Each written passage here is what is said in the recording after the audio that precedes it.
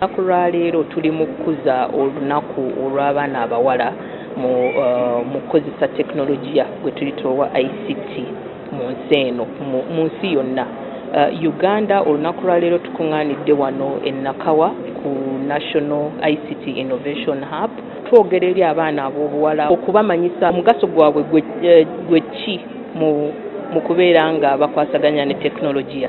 Tubabuulidde engeri y'okweyisaamu ku mukutu gwa internet, obutavuma bannaabwe, obutayonoona linnya lyabwe, kubanga omuntu bw'otandika okukozesa omukutu gwa internet obeera n'omukululo mu ngeri ki gy'obadde okukozesa paka mu bukulu. Kati oyinza okulowooza nti okikola wano mu buto togenda kumanyibwa ne kibeera nga kikuleetera obuzibu gye bujja ng'okoze.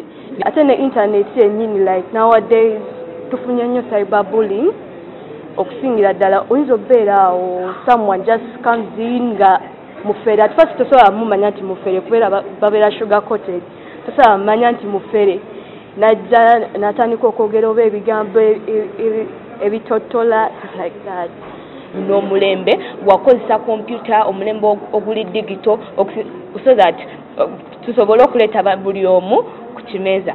So tusuubira nti engeri omwana omuwala gy'adde ateekeddwa ebbali ke kaseera tumuleete mu maaso okusobola okukkiriza nti nno agenda tusobozesa mu ku increasinga okwongerako ebyenkulaakulana by'eggwanga.